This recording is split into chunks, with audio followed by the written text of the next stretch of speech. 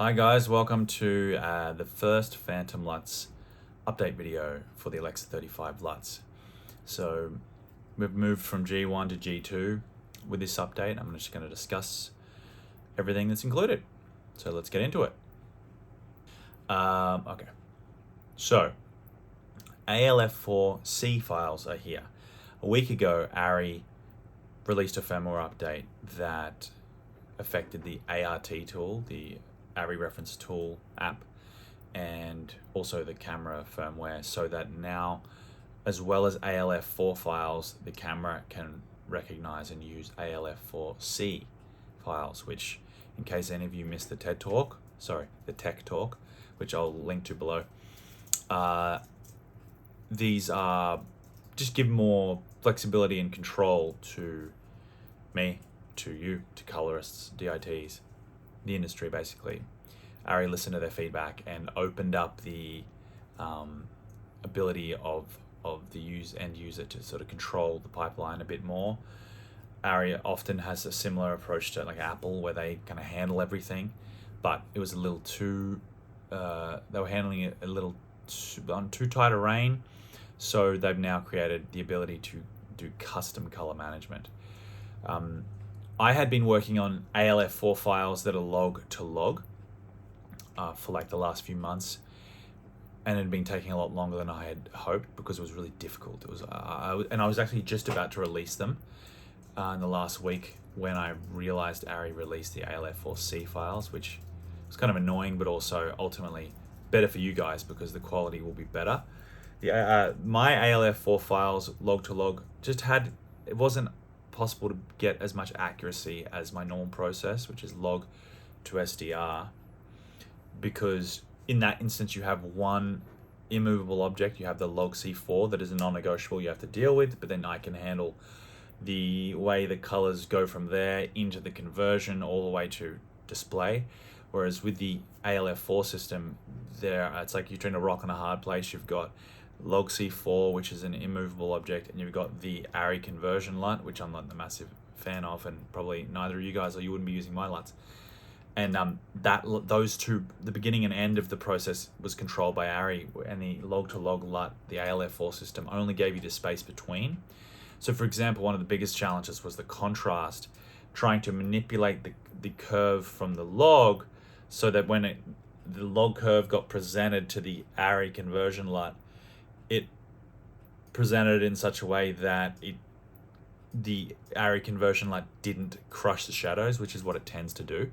It's almost like if you can imagine like the S curve of the original LUT. I don't know if this is too much detail, but the original curve goes down and then sort of slowly rolls off into black, or is it like the new Alexa 35 ARRI LUT goes down, down, down, and then like it's quite it's very a quick, it's an aggressive kind of toe. And it kind of crushes the shadows, which is kind of odd when you have 17 stops dynamic range. It feels like, if anything, the official LUT should have been softer than the original log C3 LUT, but actually was harsher.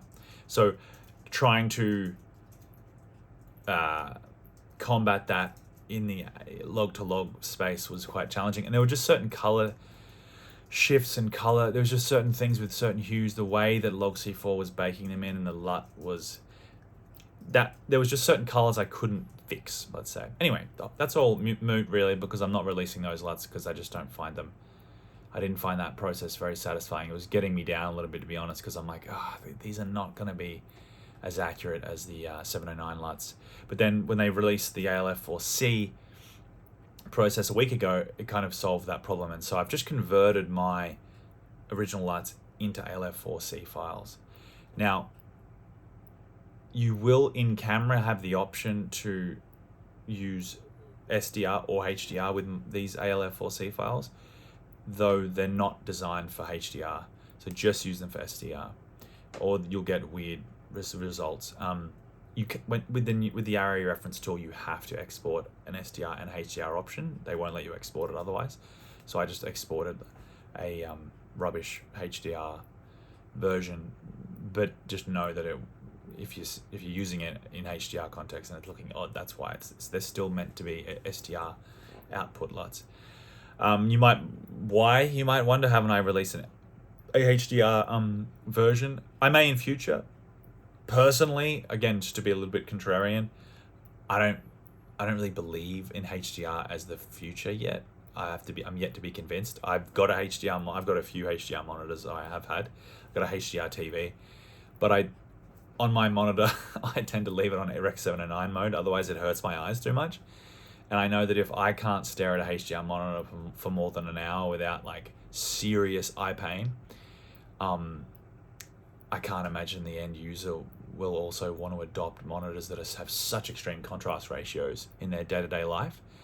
Maybe when you're watching movies, but even then it's like full on. So I'm yet to be convinced that the consumer will actually select it as the future, even though the industry is trying to sell it as the future. But we'll see. I could be wrong on that. And if that's the case, well, then I'll take my foot out of my mouth and I'll release HDR versions. Maybe let me know what you think about that. Yeah. So they're currently just SDR LUTs, but if you don't know the process of loading them in camera, check out the ARRI Tech Talk below, linked in the comments, and it'll show you how to load them in your camera and how to use them. But yeah, it's going to be good. You're going to be able to get the original Alexa color science that you love, and you'll be able to send it out to different monitors from inside the camera like you guys have been wanting. Again, sorry for the delay, just had a lot going on in my personal life and with work as well. It's just been a crazy year, really. One last thing, I'm filming this on my iPhone 15 Pro with my Alexa LUTs. So if you guys do have an iPhone 15, you need a great LUT for it, you want your iPhone to look like an Alexa, then let me know and I'll be able to hook you guys up with a loyalty discount. And I could definitely recommend it. I mean, I'm using the audio right now and the video from the iPhone 15. I think it looks and sounds really good for something that is so easy to set up. It's really kind of a new era, I think, with the iPhone having this much quality built into it now for audio and visual capabilities. So yeah, all right guys, thanks for watching. I hope you enjoy the LUTs and stay tuned for future updates. Catch you, bye.